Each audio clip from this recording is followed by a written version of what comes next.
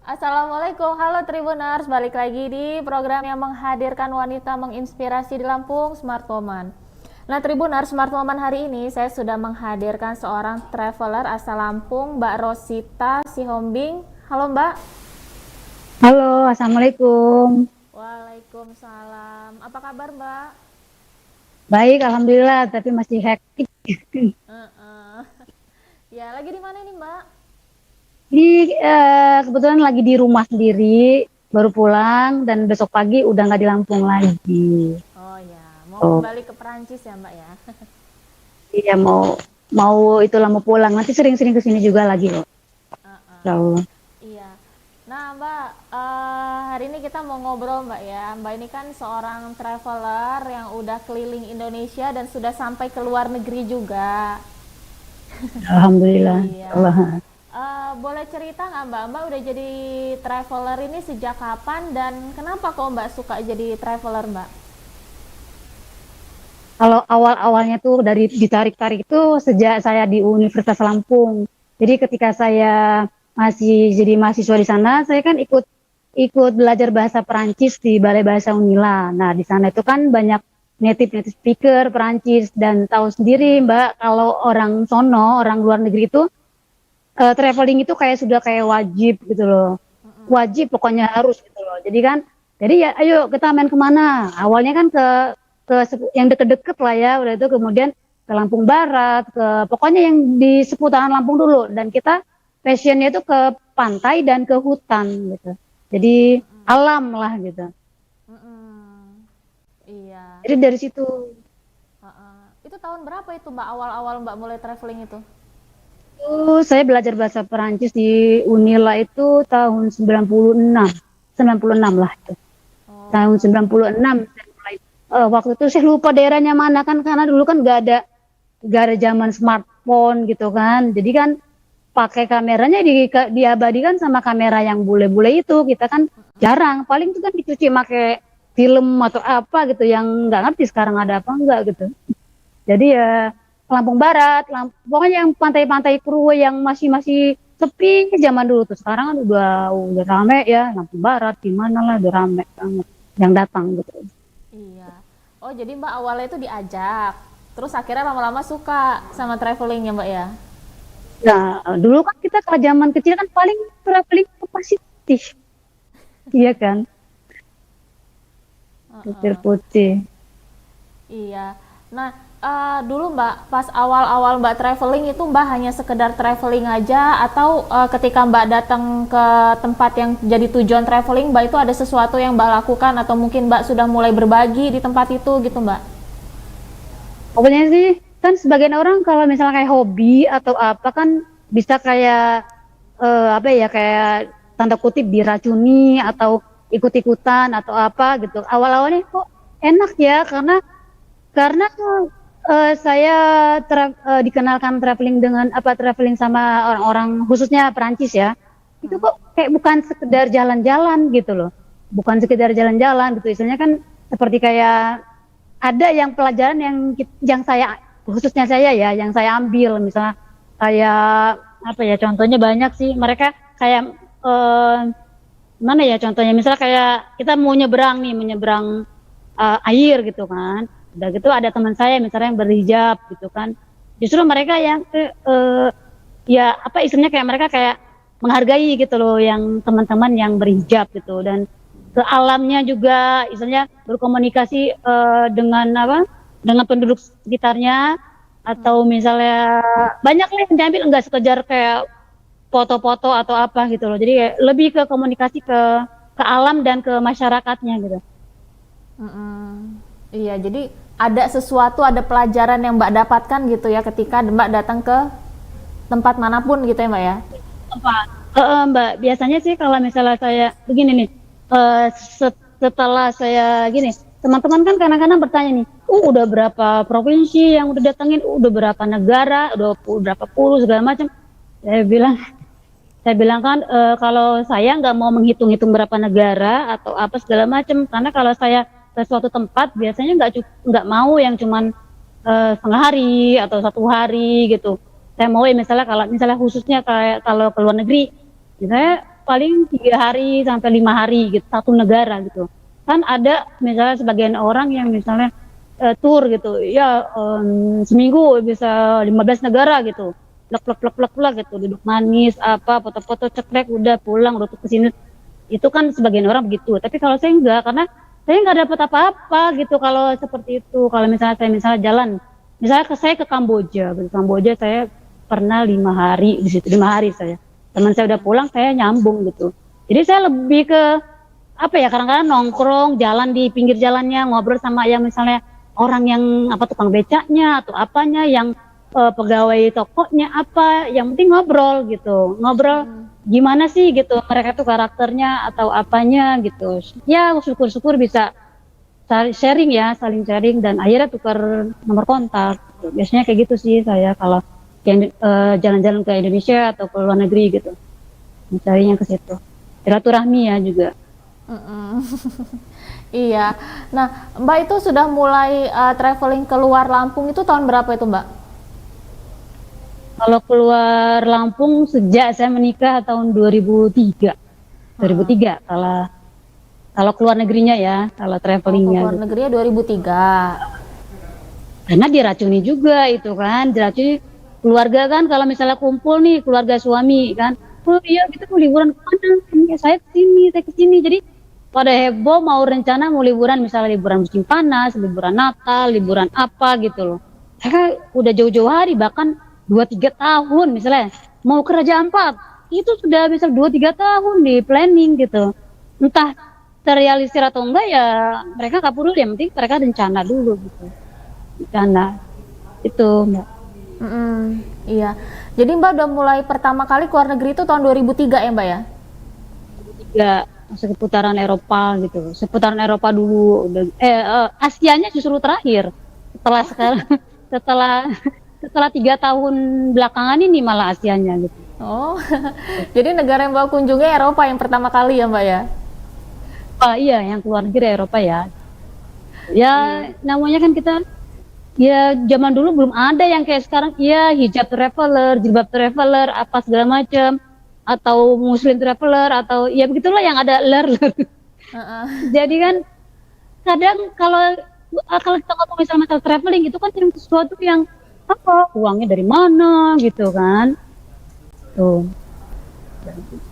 Padahal kalau misalnya kita uangnya juga terbatas pun juga bisa gitu loh untuk bahkan ke luar negeri atau pokoknya mudah banget lah gitu, asal saya bilang sama teman-teman yang penting itu bukan uang, yang penting itu berani, satu gitu, berani itu aja sih. Kalau uang atau dana bisa belakangan gitu.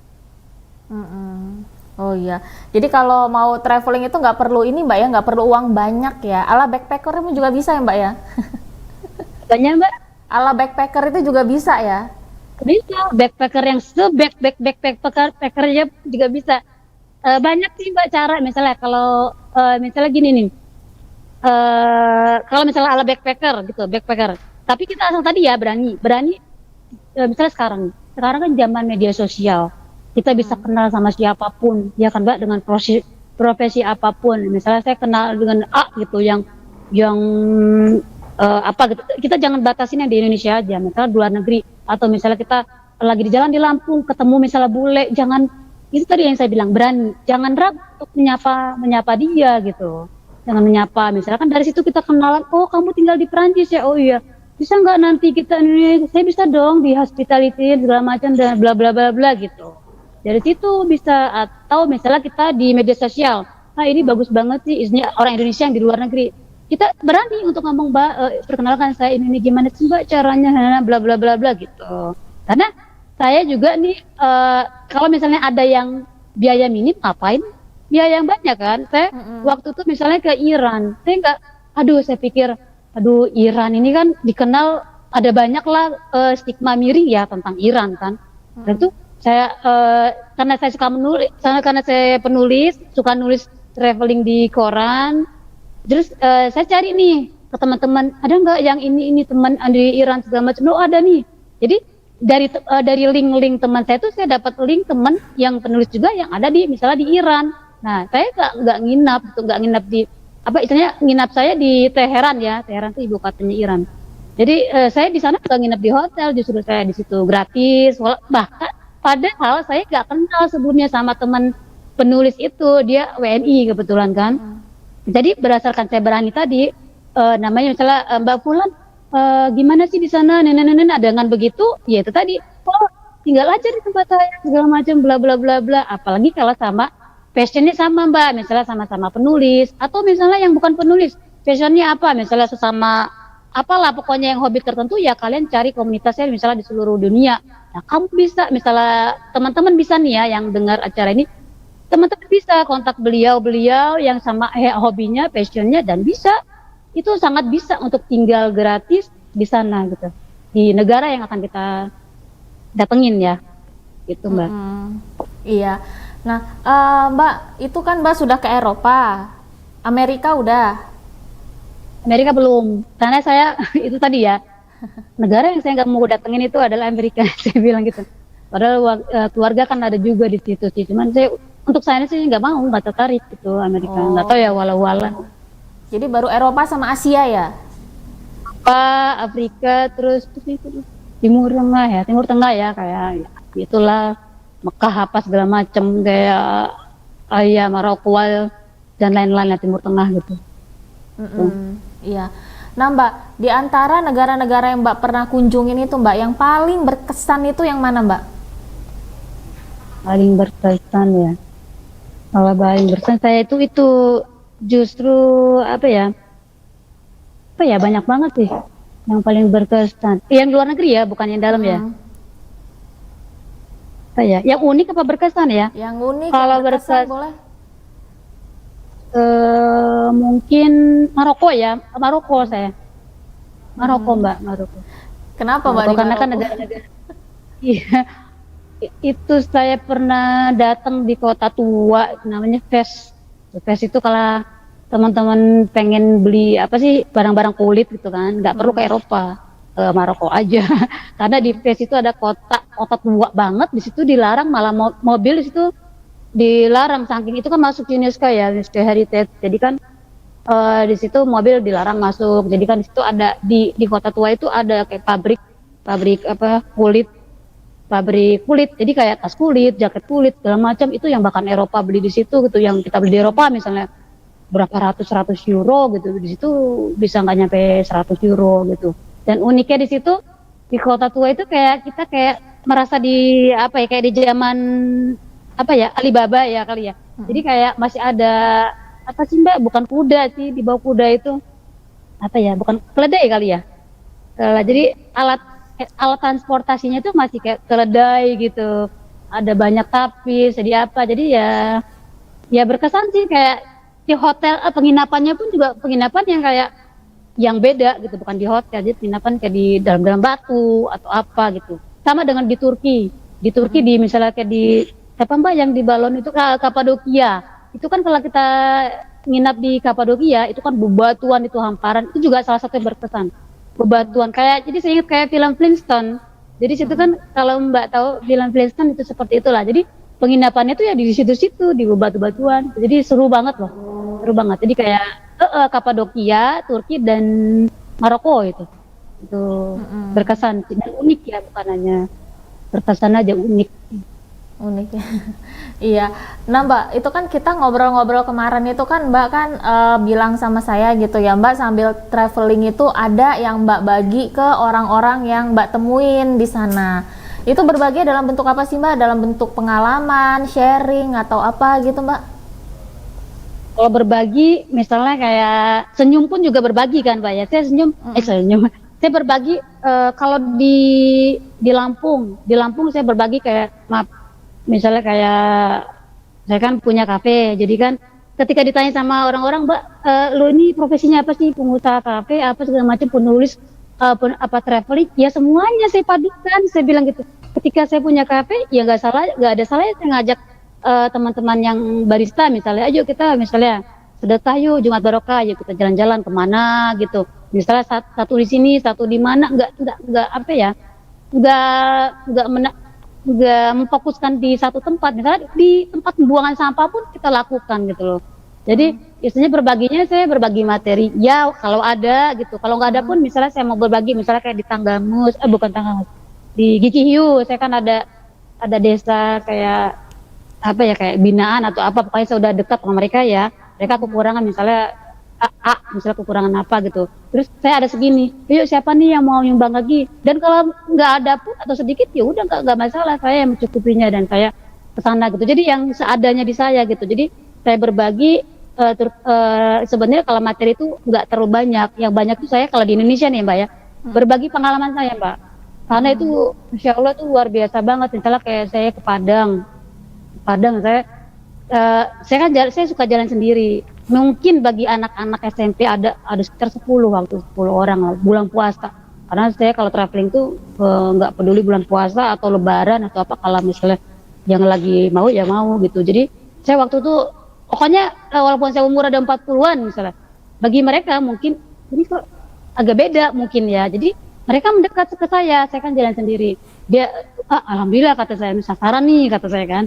Jadi anak-anak Bukit Tinggi ini apa namanya menghampiri saya. Udah saya ngobrol, dari situ saya masukkan iya bla bla bla bla. Terus ketika saya pulang ke penginapan misalnya, mereka WA saya. Di situ saya kadang-kadang oh iya ya, apa yang saya bicarakan mungkin biasa bagi saya, bagi orang lain itu nggak biasa gitu. Jadi saya dapat WA dari mereka, sangat tersentuh sih. Misalnya anak-anak tuh masih polos, Bu.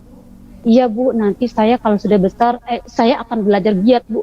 Saya mau keluar negeri, saya mau jadi orang sukses, dia bilang gitu. Dan seperti itu bukan satu dua. Jadi saya bilang ke teman-teman juga, ayo, kembangkan. Misalnya kayak di pelosok Lampung, saya bilang, kalian jangan rendah diri ya, jangan nggak percaya diri.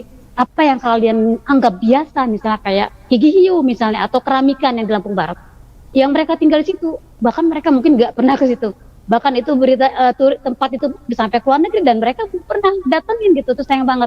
Dan mereka bilang, saya bilang gini, apa yang kalian lihat biasa di sini, di luar itu sangat luar biasa. Jadi saya bilang sama teman-teman yang di daerah gitu, ayo gitu, jangan malu, jangan kalian ada handphone, ayo istilahnya viralkan atau apa, kan ujung-ujungnya kalau banyak turis domestik atau luar negeri datang kan mereka sendiri yang maju nanti kan pikirannya kan, atau dapat juga mata pencarian dari situ. Begitu loh Mbak. Jadi seru berbagi pengalaman ya, saya senang. Misalnya kayak di Jordan, di padang pasir, di situ yang cuma ada satu rumah atau rumah. Terus saya tiba-tiba nggak tahu juga mungkin karena penampakan saya juga beda, anak kecil bukan di Jordan, maaf, di Iran lagi. Kalau Jordan yang itu yang di foto saya itu.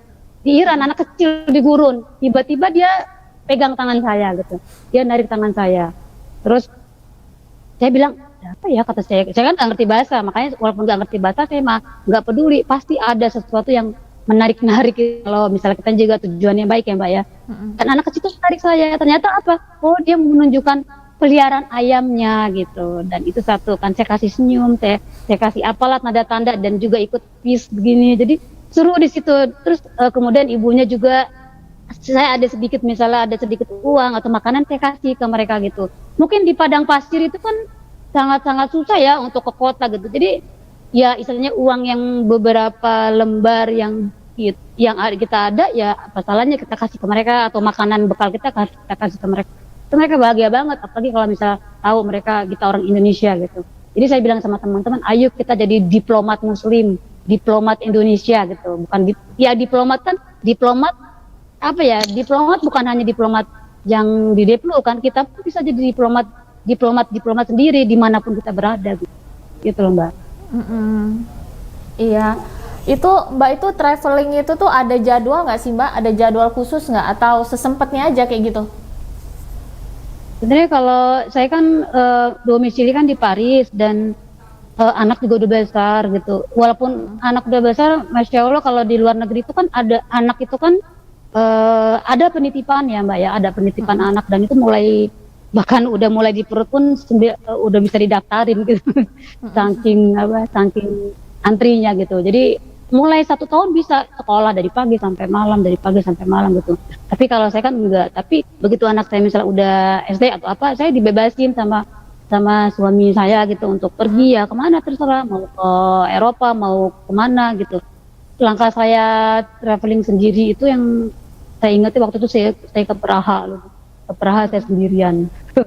Itu sebenarnya suami terserah mau kemana aja gitu sendiri. Malah dia senang gitu kalau saya, karena dia ingin saya bahagia kan. Jadi saya senang jalan ya dia support gitu. Jadi ya nggak dipatok berapa apa ya. Malah saya sepanjang tahun bisa traveling Mbak gitu. Bisa gitu.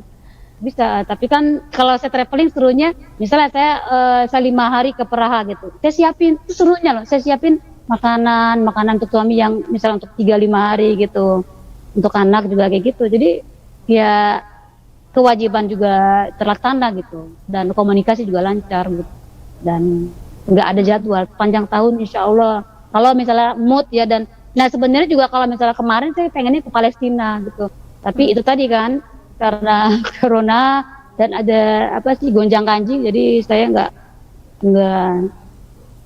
lah, padahal saya udah janjian sama Mbak Asma Nadia kan penulis ya, teman saya, jadi kan saya dan Mbak Asma dan beberapa teman bergabung dalam komunitas Jilbab Traveler Mbak, jadi ya seru gitu jalan sama mereka gitu. Nah, Mbak ini kan seorang penulis ya Mbak ya, penulis juga ya. Uh, Dia di luar tahun. Iya, itu sorry Mbak, aku agak kurang ngikutin buku Mbak. Itu Mbak itu yang Mbak tulis itu tuh seputar traveling Mbak atau ada apa itu Mbak? Awalnya tuh saya dulu kan saya reporter di Lampung lah, udah tuh keluar nih ke Paris. Saya ngelanjutin blog jadi blogger. Terus saya mendengar kegelisahan teman-teman di Indonesia tentang Islamofobia, jilbab dan yang berbau-bau gitulah. Nah, jadi saya menulis, misalnya dulu pernah saya menulis opini di Lampung Post tentang presiden Prancis pada dulu yang agak-agak apa gitu masalah Islam lah ya.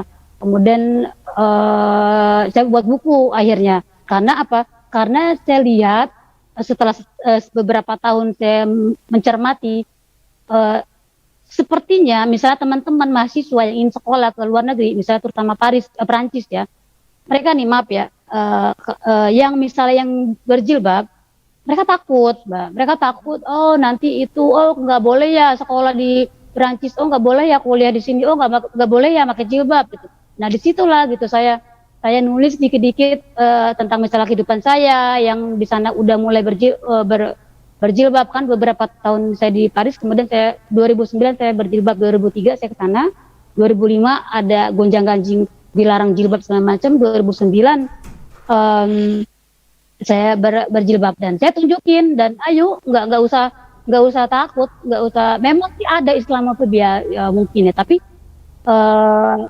khususnya di Perancis gitu, itu kan hak asasi itu sangat diagungkan, karena mereka kan ada liberté, fraternité segala macam kan, yang kebebasan segala macam. Mungkin itu memang ada ya, tapi saya masya Allah, tabarakallah, saya selama di sana berjilbab nggak pernah diperlakukan yang nggak manusiawi sama warga sana gitu. Saya ada banyak teman-teman yang curhat sama saya, yang akhirnya saya pengen bukuin. Saya mau buat antologi buku sama teman-teman mahasiswa yang berjilbab. Memang agak-agak menyedihkan juga sih. Cuman itu tadi nggak lolos ke penerbit, mungkin agak sensitif kali ya gitu. Tapi sepanjang saya menemani teman-teman yang mahasiswa di sana yang berjilbab, aman-aman aja. Ada kisi-kisi tapi itu bisa diatasi lah gitu. Nah, kenapa saya lebih cenderung ke Islam dan Eropa di buku saya atau di tulisan-tulisan sedikit-sedikit di artikel? Karena supaya mendorong mereka supaya nggak takut, dan terbukti feedbacknya ada Mbak. Misalnya waktu itu saya ada acara pemilihan umum di KBRI misalnya kan, itu panitianya ada satu mahasiswa yang sekarang alhamdulillah dia jadi humasnya malah kedutaan besar di Perancis yang bagian kebudayaan. Nah dia waktu itu datang jadi panitia, saya datang dong ingin milih ya. Terus masya Allah dia mengenali saya gitu, Mbak Barista ya, ini loh bukunya, sampai sekarang pun saya masih merinding Mbak. Ini saya baca buku Mbak loh gitu. Jadi itu tadi kan mungkin saya anggap menulis seperti itu biasa bagi saya, tapi kan orang-orang yang membacanya dan segala macam, oh iya ya, yang seperti saya sebutkan tadi kan, misalnya saya berjilbab, saya mau sekolah di luar negeri, oh iya ini bisa nih ini, oh berarti gua bisa dong sekolah di sana. Nah itu tadi, dan alhamdulillah tadi ada teman yang yang tadi tuh yang feedbacknya, oh, kalau nggak saya tahu dari dia, saya nggak tahu kan bahwa tulisan saya alhamdulillah gitu istilahnya menjadi jalan, dia nggak takut gitu loh. Jadi alhamdulillah sih saya menulis, bisa dengan menulis dan traveling dan seperti itu bisa sedikit-sedikit gitu membantu teman-teman yang ketakutan Iya. sama video Jadi, gitu ya. iya. Udah berapa buku Mbak yang Mbak keluarkan? Kalau buku total antologi sama solo ada 11 tuh. 11. Oh, 11. Iya. Kalau solonya 2 Heeh. tuh, kalau antologinya banyak. Nggak ada keinginan untuk nambah lagi, Mbak? Ya itu tadi karena terakhir saya passion saya karena traveling tadi. Jadi setiap saya traveling saya videokan, saya kirim ke TV, di antaranya kayak Net TV, CCTV, satu lagi ya. Ya pokoknya teman-teman saya yang di media di Jakarta TV yang butuh bantuan saya, ya saya welcome. Bahkan film juga saya welcome. Bahkan anak saya sodorin tuh kalau mau film tuh. Ada juga gitu. Jadi untuk pusat-pusat juga saya welcome. Jadi istilahnya yang berhubungan dengan traveling dengan Islam, ayo saya ini loh manfaatin saya gratisan kok gitu. Saya senang gitu loh karena kan dunia saya dulu kan awalnya kan jadi reporter. Saya ingin sekali bantu teman-teman media dimanapun berada. Ya istilahnya saya mau berbakti sebagai warga Indonesia, saya mau berbakti di apa ya, mau berbakti kepada negara tapi dengan cara saya sendiri di luar negeri. Iya. Itu Jadi Mbak ini buat video iya, nulis buku iya, nulis blog iya juga. dulu, sekarang nggak lagi. Kan udah nggak zaman blogger lagi. Iya. Terus ya itu Gitu. tadi. Itu Mbak kan ada 11 tuh bukunya ya. Banyak banget ya. Itu semuanya tuh Enggak garis lah. besar itu traveling semua Mbak ya? Garis besarnya itu tentang kalau traveling justru saya udah belum, saya mau buat nih. Kalau traveling saya antologi, iya ada satu. Antologi yang Jilbab Traveler. Kolaborasi dengan Mbak Asma Nadia. Kan film udah di filmin ya. Cuman ini versi bukunya sih. Cuman jadi antologi, jadi teman-teman yang jilbaber, yang apa sih keliling-keliling dunia, pokoknya seru di situ. Misalnya kayak ada gimana sih kalau di negara A itu kalau misalnya mau maaf, misalnya kalau mau pipis gitu, kalau misalnya nggak ada air, nggak ada apa segala macam, oh seru loh gitu. Oh ternyata begitu bisa ya gitu. Jadi yang pengalaman-pengalaman gitu. Ya selama kita traveling gitu. Tapi kalau misalnya saya sendiri sebenarnya udah ada saya mau kumpulin gitu. Misalnya perjalanan saya, cuman kepentok masalah apa ya, mood tadi udah gitu sibuk juga mau cek-ceknya mau jadi apa ya, pemilik kafe gitu jadi ngafe lah gitu. Pengusaha kafe gitu Mbak, jadi kepentok lagi jadi tercancel gitu Iya. bukunya. Oh ya, Mbak ini punya kafe ya? Kafe apa Mbak? Oh iya alhamdulillah. Namanya Coger. Coger saya Ilan. Coger itu saya franchise dari Ketua Mualaf Center Indonesia, Coach Stephen Indra Wibowo. Jadi Coger Cafe sebenarnya ada 45 sekitar kurang lebih gitu di Indonesia ya. Dan saya franchise-nya di Lampung gitu. Iya. Kopi, Itu kafe apa sih Mbak? Kafe kopi atau kafe apa? kopi. Karena saya sejak mahasiswa dulu senang kopi dan Heeh. kaderulanya waktu tinggal di Perancis memang setiap jengkal lah kayaknya ada kedai kopi. Jadi di rumah pun juga kopi. Ya udah, jadi saya kenal sama Coach Stephen, udah gitu juga visinya sama. Karena kan di Coger itu kan tagline itu kan bayar seikhlasnya, minum sepuasnya gitu. Khusus untuk pure cafe ya. Gitu. Jadi di kafe Mbak itu bayar Macam-macam. seikhlasnya. Bayar seikhlasnya. Wow. Itu ciri khas Coger. Dan sebenarnya kalau mau buat kafe dari dulu mungkin bisa, cuman kenapa baru sekarang mungkin mau diizinin sama Allah-nya sekarang. Dan juga karena saya juga udah 5 tahun juga pola hidupnya low karbo. Jadi saya di kafe saya gini Mbak, saya tuh kan senang ngafe, senang ngopi. Tapi kok di kafe-kafe di seluruh Indonesia kok nggak ada ya gulanya yang zero kalori atau susunya yang rendah kalori.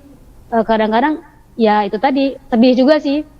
Karena kalau ngopi, waduh berlimpah gula segala macam. Jadi udahlah apa nggak ada salahnya saya buat kafe sendiri yang untuk umum bisa, yang untuk orang yang penyakit misalnya diabetes, kanker, jantung segala macam yang disuruh dokter nggak makan gula, kita bisa itu di situ ada gitu. Gulanya 0 kalori, juga susunya juga susu almond, kopinya kan memang kan hampir nggak ada kalori kan, aman gitu.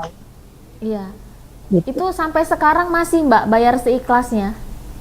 Tapi sampai coger mau sampai kapanpun, sampai akhir zaman kalau masih ada coger itu minum sepuasnya, bayar seikhlas.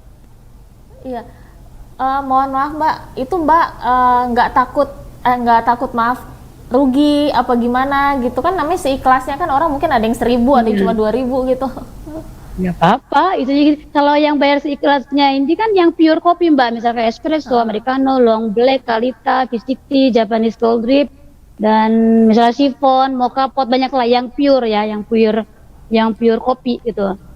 Nggak khawatir, nggak apa-apa. Mau sekarang ini sih orang minum kopi di tempat berapa drum sih, 1 drum mana mungkin gitu. Dan kalau misalnya mereka tahu ini kopinya enak ya, misalnya saya hargai, kosnya pun pernah di Coger mana pernah malah kopinya dihargai 1 juta, ya nggak masalah. Misalnya ada yang nggak mau juga bayar seikhlasnya karena mau akad deh, saya maunya bayarnya berapa, ya sudah disamakan saja dengan yang di kafe lain, terserah gitu, misalnya 15.000 terserah, atau misalnya yang lain bahasnya cuma ada 500 perak nih, nggak apa-apa juga gitu. Dan kita melayani sama si A, misalnya bayar seikhlasnya 1 sen, dengan si B yang bayarnya misalnya berapa, sama aja kita layani ya, dengan senyum, dengan ya sama aja. Jadi ayo manfaatin aja gitu. Itu loh Mbak.